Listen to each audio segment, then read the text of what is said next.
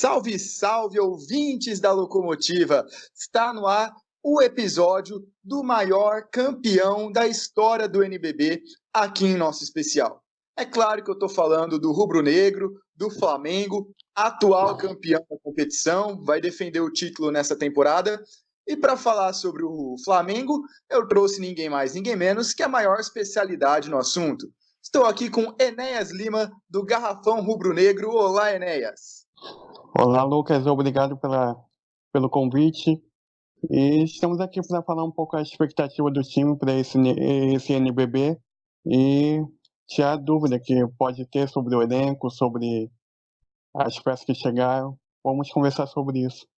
Vamos embora então. Vamos começar um pouquinho na temporada passada, um pequeno retrospecto. O Flamengo teve uma campanha muito consistente, ficou na segunda posição com 22 vitórias e 4 derrotas na primeira fase, e nos playoffs foi passando ali sem dificuldade pelo Flamengo, conseguiu passar aí já um pouco mais, uma série um pouco mais complicada pelo Botafogo, e no final conseguiu virar a série contra o Franca, vencendo o NBB no Pedrocão no jogo 5. Enéas, uma temporada talvez as atenções não estavam tão voltadas para o Flamengo como em temporadas anteriores, né? Ainda mais em razão do fraco desempenho nos playoffs do NBB anteriores a esse. O time não tinha tanta confiança do torcedor, da mídia, e a chegada do Gustavinho foi fundamental para recuperar essa confiança, né? Tanto na disputa do NBB, tanto na disputa da Copa Super 8, que fez a estreia na temporada passada. Acho que foi uma temporada de recomeço, de voltar ao ciclo vitorioso que o Flamengo sempre teve, né? Você falou bem, eu até tinha esquecido também que o Flamengo venceu a Copa Super 8, é verdade. Bom, então depois dessa campanha, desse ano vitorioso do Flamengo, principalmente aí no segundo semestre, o time conseguiu manter a base, né? Manteve Marquinhos, Derek, Jonathan, Mineiro, Livinha e o Gustavinho. O Flamengo perdeu Crescenzi, Nesbit, Davi Rosseto e Varejão, mas em compensação trouxe o Leron Black, o Graham, o Léo Demétrio e também trouxe os jovens, né? Pedro Nunes, Maciel, entre outros. Então, o time conseguiu manter a base e repôs em alto nível, né?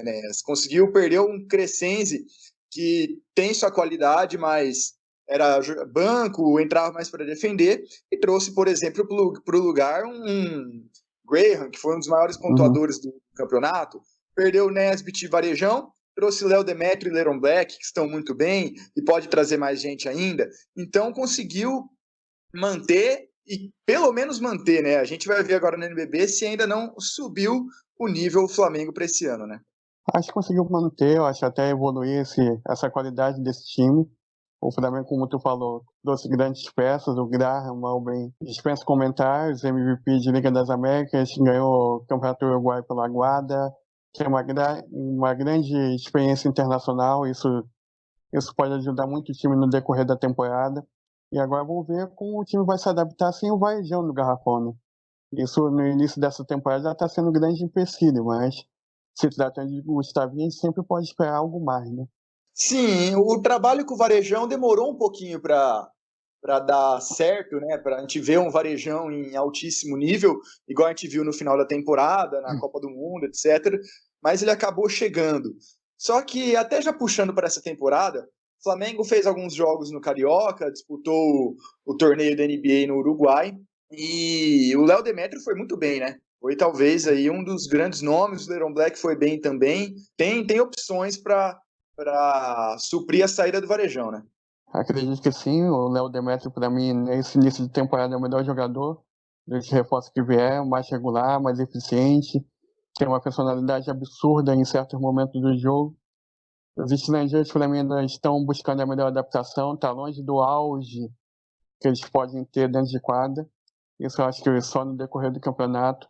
E vamos aguardar se vai chegar um novo pivô ou não. A expectativa é que chegue um pivô em breve. Sobre isso também é um ponto interessante. Há a possibilidade de chegar um novo pivô, muito se falou do Faverani, mas o nome acabou esfriando. Ele ainda é o principal alvo, ainda tem chance da gente ver o Faverani com a camisa do Flamengo? Ou tem outro nome? Acredito que pode chegar um pivô. Talvez ele não seja o nome, a gente tem que aguardar qual será o nome que a diretoria vai decidir. Acho que esse torneio no Uruguai serviu para mostrar que o Flamengo tem essa carência no garrafão e o Fabiani, se chegasse agora, não poderia já jogar em razão da recuperação da lesão que ele tem. Acho que a gente tem que aguardar qual o nome que a diretoria vai escolher, mas que um novo pivô deve ser contratado em breve, isso sem dúvida. Certo. E você que compareceu a todos ou quase todos os jogos do Carioca, que está nesse momento da gravação, está entre a primeira fase e a final. A final ainda não, a série da final ainda não começou. Uhum. O que dá para ver do Flamengo nessa temporada? O que o Gustavinho conseguiu manter? O que já tem de diferente? Como é esse novo, nem tão novo assim, Flamengo 2019-20? Acredito que esse Flamengo é um time com uma transição muito mais rápida, muito mais forte comparado ao time da temporada passada. Lembra muito o time do Paulistano, que o Gustavinho foi campeão, treinando ele na temporada antecedente ao do Flamengo. É um time ainda que requer certo tipo de entrosamento, maior adaptação que o Gustavinho quer. O Deck atuando como armador, isso de certo modo requer mais tempo de adaptação a essa nova função, a esse novo jeito do Gustavinho jogar. Acho que é uma fase muito inicial ainda desse novo sistema que o Gustavinho quer implementar nessa temporada do NBB e da próxima Liga das Américas. Você mencionou o Derek. O time perdeu o Davi Rossetto. Foi até cogitado trazer um armador para revezar com o Balbi, mas acho que o Gustavinho viu a solução dentro do próprio elenco, né? A solução estava perto de casa. Fora que ainda tem os jovens, né? Os jovens que o Flamengo trouxe, tem o Mateuzinho que já era da equipe, tem o Pedro Nunes que pode jogar por ali também, que podem e até devem fazer parte do elenco adulto, né? Acredito que sim. O Deck tem todo o potencial para jogar nessa função, a gente tem que aguardar esse processo de adaptação. Já os jogadores que você falou, Mateuzinho, Pedro Nunes, eu acho que tem que ter um pouco mais de paciência. O jogador da base no Brasil não tem a calma de saber lapidar ele da forma adequada. Isso comparado a outros centros como a Argentina, eles sabem muito bem preparar os jogadores. Então a gente tem que ter um pouco mais de paciência e saber o momento certo de dar oportunidade para esses jogadores em quadro. Sim, mas pelo menos um terceiro nome na armação vai ter no Flamengo e provavelmente seria da base, certo? Sim, nesse momento seria da base. Mas eu acredito que nada impeça, se tiver orçamento e o Malben e o Gustavinho achar necessidade, o quarto estrangeiro a partir de janeiro do ano que vem, nessa função. Aí já para um segundo turno do NBB, você disse. Isso. Tanto para o segundo turno do NBB e a fase final da Champions League, que é a nova Liga das Américas.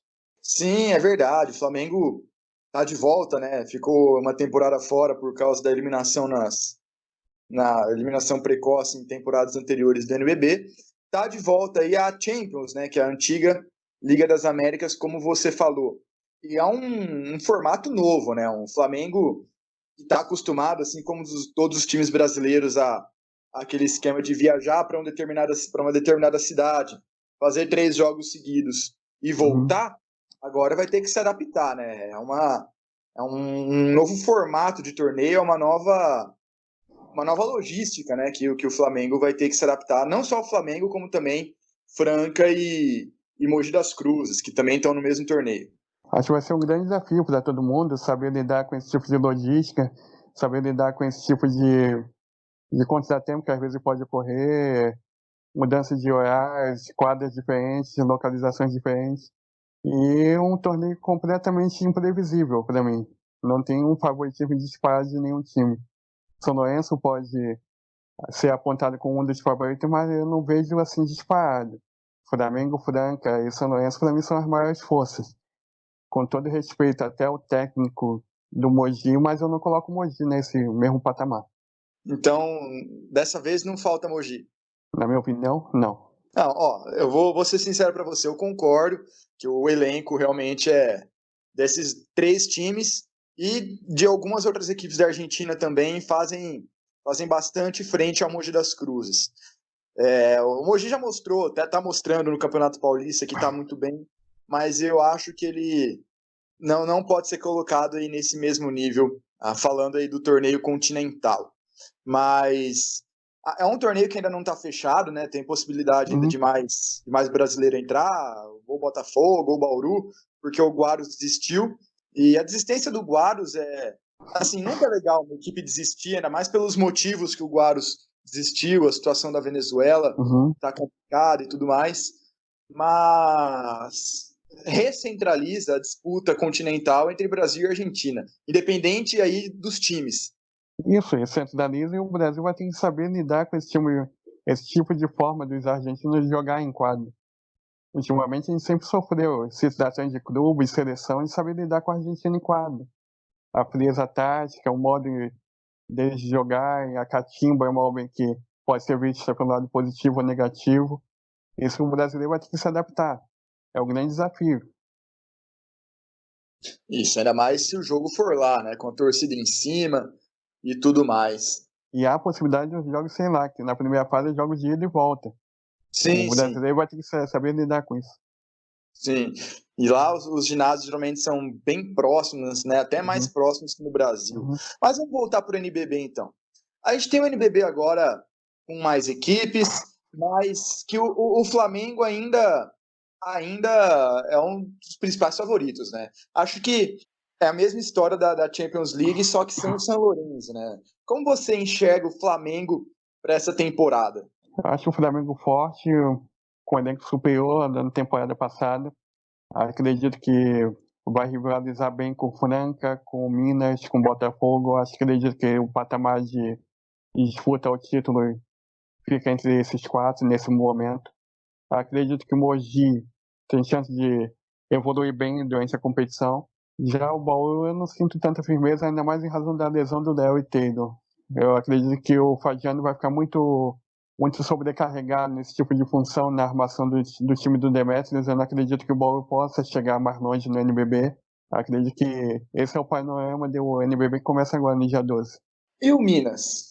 Você acha que consegue fazer frente a essas equipes, principalmente ao Franca e ao Flamengo? No papel, sim, a gente sabe que todos no auge ali seriam um timaço, mas vai encaixar, a seu ver?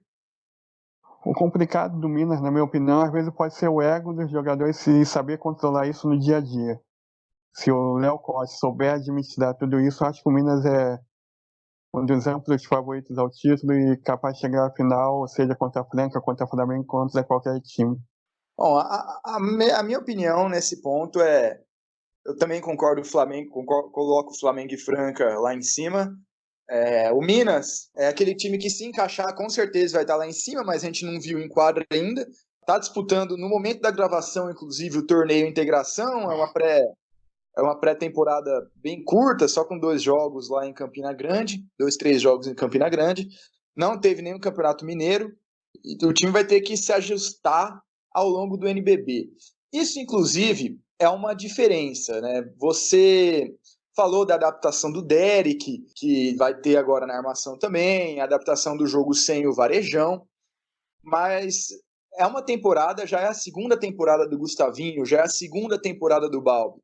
Ano passado, o Flamengo vencia os jogos no começo da temporada, venceu os seus jogos, mas não mostrava um basquete tão dominante assim. Um time que pegou no tranco ali no final do primeiro turno para frente. Dessa vez isso é um pouco amenizado, né? Talvez o Flamengo já consiga chegar com toda a sua superioridade desde o começo, né? Talvez eu acredite que não, em razão da falta de ritmo de jogo que pode atrapalhar nesse começo. O estadual daqui, sendo franco, a qualidade é muito fraca. O time não foi testado ao modo que o Gustavinho acredito que gostaria que fosse.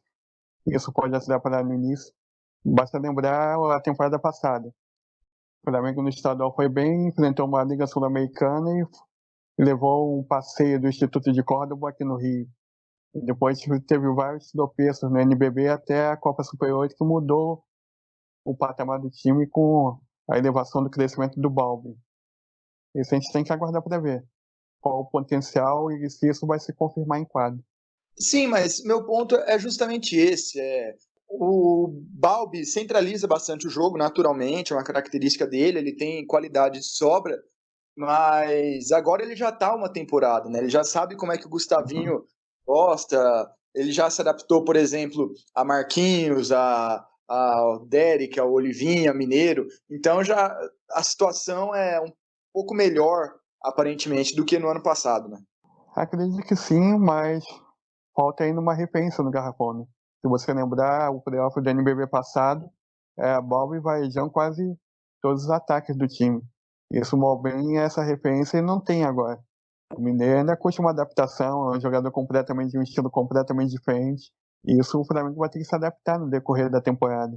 Sim, isso é verdade realmente. Enéas, tem mais um reforço no Flamengo aí que a gente só passou por cima. Queria que você falasse um pouquinho também do Leron Black, que você já viu dele, o que você acha que, como ele pode ter impacto no Flamengo, no time e também no NBB como um todo, né? Se ele mostra algo de diferente dos demais ala pivôs que já passaram por aqui também. Lembrando que ele é muito novo, né? Ele jogou essa é a segunda ou terceira temporada dele como profissional. Ele saiu dos Estados Uhum, Unidos, ficou um pouco na Argentina e logo uhum. já veio para cá. É a segunda temporada dele como profissional, estava na Argentina. Foi o segundo maior pontuador da Liga Argentina, que não é pouca coisa. Eu acredito que vai levar um pouco mais de tempo para ele se adaptar. É um jogador de muita força física, de muito poder de infiltração ao garrafão. Isso vai dar muito trabalho nas equipes do NBB. Eu acho que isso o Flamengo tem uma certa vantagem. Mas eu acredito que esse processo de adaptação dele vai demorar um pouco mais. Ainda mais na parte técnica e física, principalmente. Bom, Enéas, eu queria também. Você já falou da prateleira, do lugar, né, que o Flamengo está, que prateleira, entre aspas, que ele está Uhum. nessa temporada, mas é uma temporada que há uma diferença brutal assim no acesso aos jogos, que agora todas as partidas serão transmitidas, né? Como que você viu isso? Já assinou o DAZN já para o próximo ano? Como é que tá? Acho fundamental, Malbem ser fundamental como está sendo essa transmissão de todos os jogos. Eu acho que o Barça só tem a ganhar com isso. A transmissão de todos os jogos vai beneficiar a massificação do esporte dentro do Brasil. Acho que a Liga Malbem acerta quando você faz uma parceria dessa com a DAZN. E vamos ver como vai ser o fã de basquete, se vai abraçar essa ideia ou não. Acho que tem que abraçar, porque antigamente quem tinha os direitos de transmissão anunciava os jogos e não passava, ou às vezes passava VT. E como a gente quer ter um país que valorize o esporte olímpico, o basquete ou outra modalidade, se você não valoriza dentro do seu próprio país, é complicado. Então eu acho que o NBB está tentando fazer algo. Se vai dar certo, a gente tem que esperar para ver. Pois é, eu tô com o DAZN aqui, eu acho que pode dar certo sim. Talvez não haja um impacto tão grande, porque não é todo mundo que tem condição também, a curto prazo, digo. Mas eu acho que aos poucos a galera vai entendendo sim, todos os jogos transmitidos é uma grande evolução. Mas tem um ponto, Enéas, que também não falamos. Marquinhos sempre foi o grande líder desse time, principalmente depois da aposentadoria do Marcelinho, certo? Certo. Agora, ele sempre puxou a pontuação, sempre foi o líder técnico em quadra do time, mas agora chegou o Graham, né? O Zach Graham, ele é um cara que também centraliza bastante as ações, já era assim no Guarus de Lara, foi assim no Brasília, e precisa ter um encaixe com o Marquinhos, né? São dois jogadores de volume muito alto e que vão ter que aí dividir a bola. A liderança, acho que até não nem tanto, mas essa liderança em quadra, assim, acho que nem tanto, mas o volume de jogo vai ter que ser muito bem dividido. Como você acha que será possível fazer isso ao longo do ano? Qual o caminho para o Flamengo conseguir colocar os dois em alto nível para jogar? Acho que tudo passa pelas mãos do Franco Balbi, na minha opinião. O Balbi saber dosar o espaço tanto para o Marquinhos quanto para o Graham no decorrer dos jogos e saber municiar os dois da melhor forma possível. O Marquinhos, pela história que ele tem no Flamengo, é a oitava temporada, se não me engano, dele no clube, ele sabe muito bem lidar com jogadores craques ao lado dele, e saber lidar com esse tipo de comparação, quem vai ser o maior pontuador, se vai ser ele, se vai ser o outro jogador. Basta lembrar o time que foi campeão do mundo. Tinha Benítez, tinha Walter Hermann, lá pro Vítola, e o Marquinhos estava dentro de quadra e sabendo lidar com isso tudo. Eu acho que a liderança do Marquinhos vai ser fundamental, o mal bem entrosamento da equipe nessa subida no decorrer da temporada toda. Mas também seria natural assim, normal, não seria algo errado que as médias de ambos acabassem caindo por dividirem mais o jogo, né? É algo normal quando você divide a quadra com jogadores dessa qualidade. Eu acredito que seja normal, né? Mais em razão dos outros pontuadores da equipe. Acho que o Franco Balbo vai continuar sendo um bom gatilho para o Flamengo no decorrer da temporada. No playoff do NBB ele mostrou essa personalidade. Se o Flamengo foi campeão e fez a festa no Pedro Docão, às vezes foi graças ao Olivinha. Em vários momentos daquele jogo do playoff passado, o Olivinha continua na equipe, também pode ser um bom gatilho, um bom pontuador. Acredito que tudo vai ser bem dividido. E cabe ao Gustavinho saber dar a minutagem certa para cada jogador e não sobrecarregar ninguém nesse rodízio. Enéas, o Flamengo, você até falou do Mundial, né? O Mundial foi em 2014. Isso, o Mundial foi em 2014. Ele ganhou contra a equipe israelense. Só que de lá para cá o Flamengo venceu dois NBBs, venceu o Super 8 ano passado, mas não tem feito boas campanhas internacionais. Foi eliminado em Sul-Americana, em Liga das Américas, algumas delas por equipes bem abaixo, tanto financeiramente quanto técnica. Em compensação, o aspecto financeiro do Flamengo seguiu o mesmo. Seguiu sendo aí como o principal, ou, quando não foi o principal, aí o segundo maior investimento do país, e mesmo assim não conseguiu ter grandes atuações fora do Brasil. Existe uma pressão nessa temporada para que a equipe consiga voltar pelo menos para um hipotético pódio a nível continental? Acho que existe essa pressão, acho que a diretoria se cobra, a comissão técnica se cobra, os jogadores se cobram para ter uma boa campanha nessa Champions League que vai substituir a Liga das Américas. O Flamengo está um bom tempo sem frequentar um pódio nesse tipo de competição. A Copa Intercontinental que ocorreu esse ano, eu acho que nem deveria ser contada, porque foi um convite a modo que a FIBA faz. Eu acho que, se tratando de competição internacional, o Flamengo tem que chegar forte. Eu acho que ele acredita que vai chegar forte nessa Champions League e ter condição de brigar. E vai ser complicado em razão de tudo que a gente já falou aqui, né? Sim. O Intercontinental foi um torneio com... inicialmente teria mais equipes, acabou sendo reduzido, o critério para participação não foi tão bem definido assim. Até o Austin Spurs que veio já estava bem desidratado, né? Já não era nem o Austin Spurs que se destacou na D-League, né? Já os 4 principais jogadores já tinham deixado o clube. Mas esse foi também um intercâmbio legal, né? Principalmente contra a equipe grega, que eu esqueci qual foi agora. O AEK, né? O AEK, isso. E agora enfrentou também o Bayern, enfrentou novamente a D-League. O Flamengo é uma equipe que consegue ter várias experiências além do NBB, quanto pelo seu tamanho, né? Pela sua mídia. Mídia que eu digo, mídia gerada pelos torcedores, né? A maior torcida do Brasil e tudo mais. E quanto também pelas suas campanhas recentemente. Você vê esse torneio da NBA que o Flamengo participou agora no Uruguai como algo positivo, além de uma preparação simples, de uma pré-temporada simples? Você vê alguma vantagem muito acima de, por exemplo, outras equipes que só disputaram o Campeonato Paulista, ou então os que disputaram Interligas? Você vai ver alguma diferença nisso para o torneio que o Flamengo disputou? Acho que esse torneio no Uruguai serviu para testar algumas situações de jogo que o Gustavinho gostaria de executar no próximo NBB, e também serviu para ligar um pouco o alerta do time, né? Porque antigamente tinha o Varejão como referência no Garrafão, e no torneio no Uruguai o Flamengo sofreu muito quando enfrentou equipes que tinham um pivô pesado dentro do Garrafão. Contra o São Lourenço sofreu com o Esteban Batista, do Uruguai. Contra o Bayern sofreu com o Greg Monroe, que jogou na NBA. Acho que o Flamengo tem que avaliar tudo do seu elenco visando essa competição.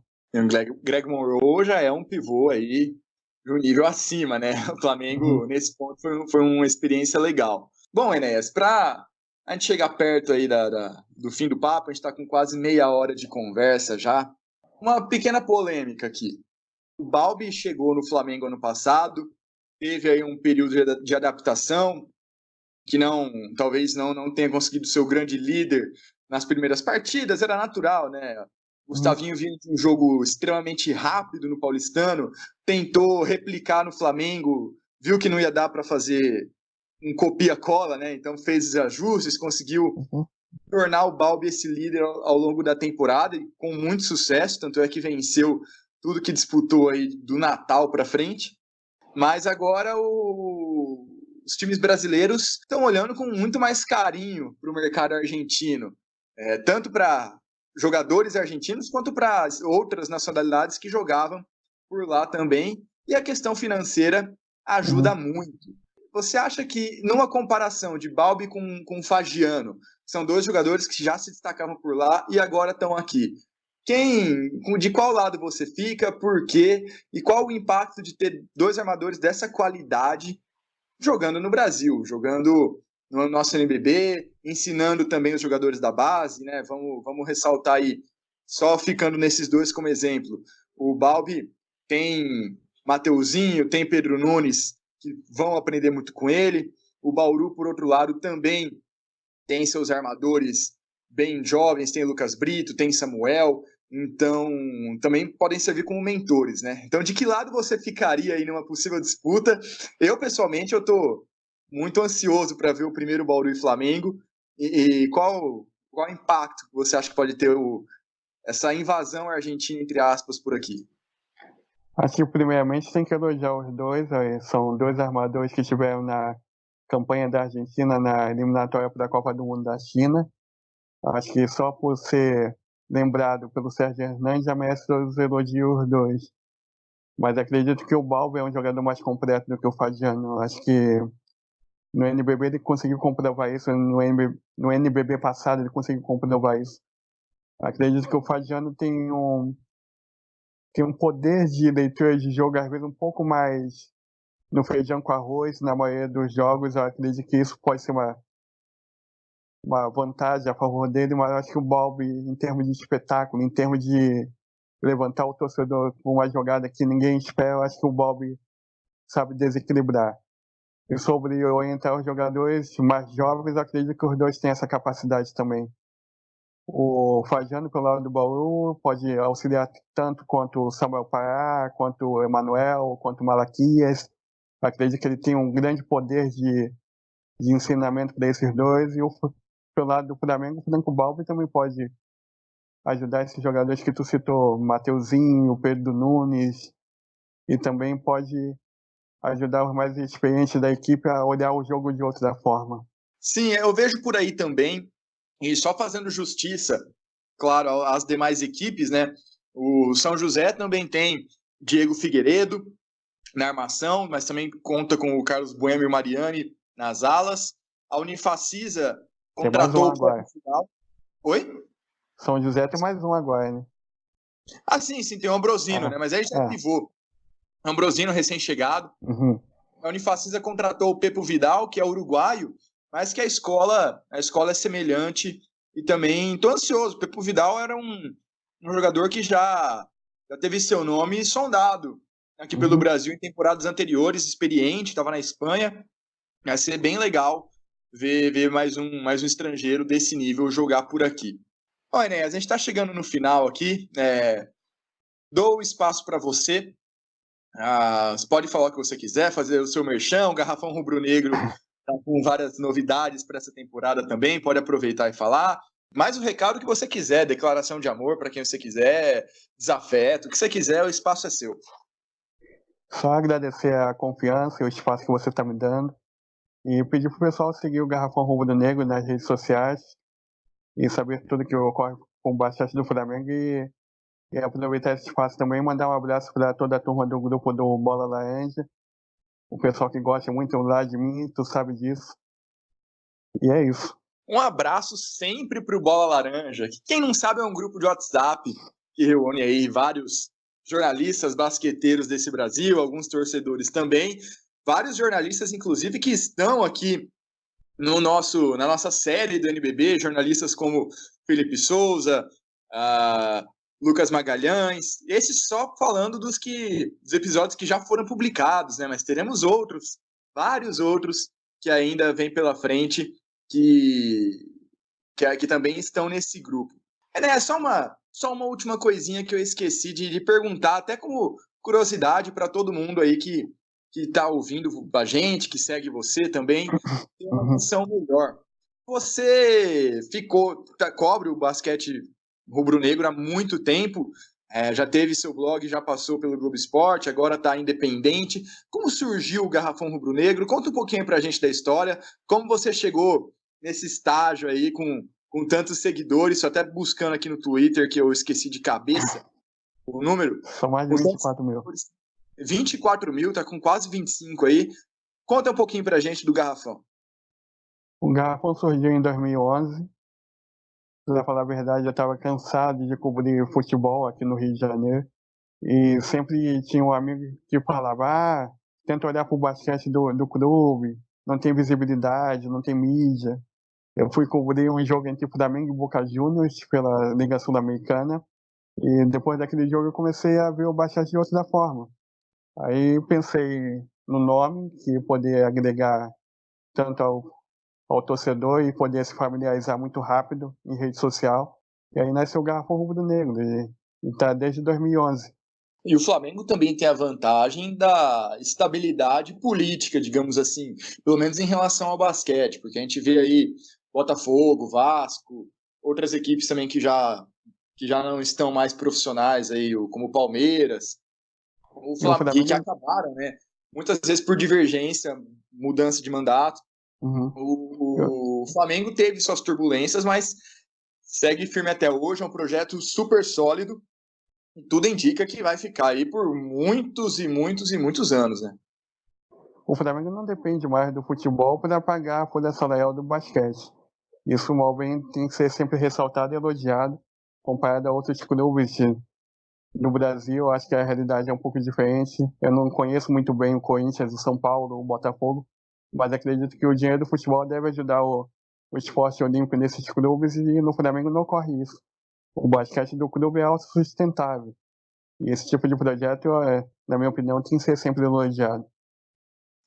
Concordo, merece realmente todos os elogios, inclusive já o fizemos aqui no podcast do Botafogo com o Felipe Souza, que é até um contraste bem grande, né, de toda a turbulência política do Botafogo que está acontecendo agora, com a estabilidade e a independência do Flamengo que tem dos outros esportes. E ainda, como você disse, não depende do futebol e consegue angariar fundos, patrocínio, de ter outros tipos de renda para virar o maior destaque, né, do NBB, da história do NBB. Tanto é que o Flamengo no futebol tá em alta nas últimas duas temporadas e meia, Uhum, que contratou os jogadores mais alto nível e tudo mais. uhum. Mas antes, o Flamengo não fazia boas competições, não teve bons times, e o basquete era chamado de orgulho da nação, né? E, é, Merecidamente. E e é ainda, um processo semelhante, ainda que agora seja em menor escala, ao que vem acontecendo nesse exato momento com o São Paulo. São Paulo que está indo bem no Campeonato Paulista, o time no futebol está numa crise, está demitindo treinador, não ganha nunca em casa. E aí você já vê nas transmissões, os comentários da torcida, que esse sim é o São Paulo que eles querem ver, né? Então é muito legal isso que o Flamengo faz também. eu acredito que mal bem esse momento do Flamengo tem que ser valorizado. Eu acredito que essas parcerias que o clube faz também tem que ser valorizada. E até nesse NBB que a gente até esqueceu de falar, o Flamengo vai jogar em Brasília. Tem a obrigação disso pelo contrato e vai ser uma novidade para o pessoal que acompanha a modalidade. Enéas do céu, é verdade, cara. Como é que eu esqueci disso? Olha só, a gente tava fechando o podcast sem falar dessa. Isso porque eu tinha anotado os tópicos aqui e eu esqueci disso. Muito bem lembrado. Então, todo mundo aí que tá ouvindo, esquece a despedida do Enéas, ele vai fazer isso de novo lá pra frente, tá? O Flamengo conseguiu um patrocínio com a BRB, o BRB, né? Que é um banco lá do Uhum. Distrito Federal. Foi um patrocínio, de certa forma, polêmico. Por quê? A ideia, um banco que tem a participação estatal, é transformar Brasília num polo de basquete no Brasil, né? Retomar as glórias da capital do Brasil no basquete e transformar a cidade numa capital do basquete, né? De uma maneira diferente do que é tratado em Franca, né? A Franca, que seria a capital do basquete, mas por toda a tradição e tudo mais. BRB pensa em levar a seleção, fazer preparação, tudo isso lá. E com isso, foi para cima do Flamengo também, que é o maior vencedor. Por isso, o Flamengo tem que fazer alguns jogos lá, como você disse, é 30% dos jogos São do Flamengo. 30%. 30% dos jogos do Flamengo tem que ser lá. Houve até uma polêmica que o patrocínio dado ao Flamengo é maior do que o dado ao próprio Brasília. Mas como você vê, primeiro, essa diferença no aporte financeiro e depois essa possibilidade do Flamengo jogar muitos jogos longe, não longe do seu torcedor, porque torcedor do Flamengo tem em todo lugar, mas longe do Rio de Janeiro. Você acha que levar o Flamengo para Brasília é uma estratégia que pode render frutos nessa elevação do nome da cidade no cenário nacional? Acho que pode aproximar o torcedor da modalidade, o torcedor que estava acostumado com um time de Brasília, principalmente o time local, acostumado a ser campeão da NBB e o time patinou nas últimas campanhas.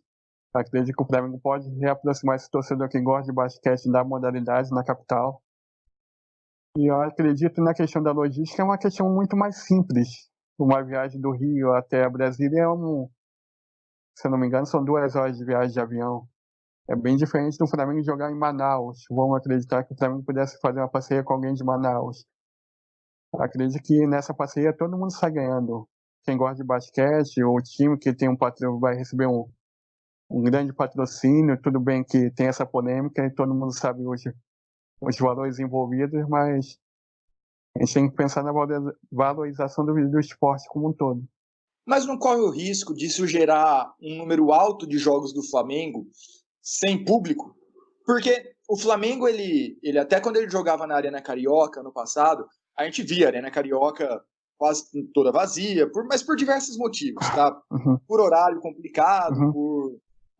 pela distância, né? A Barra da Tijuca, que é onde fica a Arena Carioca, é um pouco longe. Então, às vezes, até na Gávea, no Tijuca, que são ginásios menores, mas que permitem uma maior concentração de torcida, acabe formando um caldeirão nos jogos do Flamengo. Lá em Brasília não corre o risco de isso acabar. A gente ter aí 30% de jogos do Flamengo em casa, né? Porque vamos lembrar, o Flamengo joga 50% dos jogos fora, como qualquer time, e dos outros 50%, mais da metade não, dos outros 50%, 30% dos jogos em casa, longe do núcleo da sua torcida. Não pode gerar um esvaziamento dos jogos do Flamengo? Acho que pode dar uma desconfiança por parte do torcedor aqui no Rio, de às vezes se sentir desprestigiado em alguns jogos que o clube escolher jogar em Brasília. Mas acredito que o torcedor tem que saber reconhecer o esforço que a diretoria está fazendo em relação a tudo isso. E os jogos em Brasília não ter público ou ter público baixo, eu não acredito. Ainda mais se a cidade souber promover isso e souber chamar o torcedor para junto do ginásio. Por exemplo, se tiver um jogo de futebol do Flamengo no Mané Garrincha durante a tarde, um jogo no Nilson Nelson à noite, acho que o torcedor ia abraçar 100% essa iniciativa da diretoria do Flamengo lá. Isso para mim é um sonho, assim, é algo utópico, eu não sei. Essa integração, principalmente dos times de futebol, é que o Flamengo já tem um sucesso, né? Já está mais consolidado. Mas eu vejo essa integração de uma maneira meio pobre ainda. A gente vê muitos jogos do Corinthians, por exemplo, aqui, que às vezes acontecem no mesmo horário, ou em horários incompatíveis dos jogos de futebol, do torcedor ir de um lugar para o outro. Vale lembrar que o Parque São Jorge da Arena Corinthians é muito fácil de chegar, sabe? Pode não ser muito perto, mas é basicamente uma avenida só.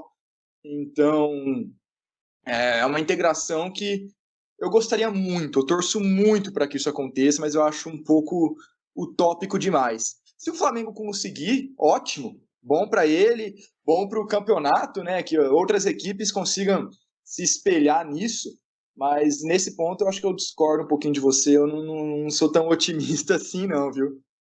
Acho que o problema é um pouco também um problema cultural do Brasil, né? do torcedor às vezes souber optar, souber escolher em determinado dia, hoje vou no basquete porque o futebol naquele jogo não precisa de mim no estádio, vou ali apoiar o basquete no ginásio. Eu acredito que nesse ponto o brasileiro tem que aprender muito com a Argentina, nesse ponto da questão cultural, e saber valorizar diferentes modalidades, diferentes públicos e saber selecionar bem aonde precisa do apoio naquele momento. Seria sensacional. Isso a cultura de basquete argentina, a gente viu até no último Mundial, tanto de imprensa que foi para lá cobrir, já mostra muito, né? Porque só vai esse tanto de imprensa porque eles sabem que há esse público, né? Toda essa demanda dos usuários, dos leitores, dos consumidores pelo basquete nacional. O Brasil foi ali tinha o quê? 2 equipes? 2. Tinha equipe, então é uma diferença brutal. Mas vamos ver, né? Mudar a cultura é algo de longuíssimo prazo, é um trabalho de formiga, uma hora tem que começar a ser feito, né? Mas os efeitos a gente sente muito lá para frente. Bom, passado esse tópico do BRB, que agradeço você ter me lembrado, eu já estava pulando isso aqui. Tem algum último ponto, Enéas? Acredito que não, acho que agora é esperar o NBB começar. Dia 12 de outubro tem esse jogão, né, na abertura do NBB, Minas e Flamengo com a transmissão da Band. Vamos ver o que vai acontecer. Vamos ver, o NBB quebrou um pouco aí a tradição, né, de colocar os últimos campeões para abrirem o torneio seguinte. Seguindo essa lógica, seriam Flamengo e Franca em Franca, porque é sempre na casa do vice-campeão. Mas eles preferiram ali, até entendo as decisões, né, de colocar um Flamengo e Franca, um Flamengo e Minas, perdão. A gente falou que não dá para colocar o Minas ainda no patamar lá em cima, mas em termos de elenco é o mais estrelado, então é um grande jogo, é uma grande estreia e que pode gerar uma audiência muito legal. Eu até entendo essa decisão. Bom, Enéas, então agora sim, pode dar sua última palavra, fazer seu jabá, para a gente se despedir. Já deu aí 40 e tantos minutos de podcast, deu um papo bom. Agradeço a participação, o espaço é seu.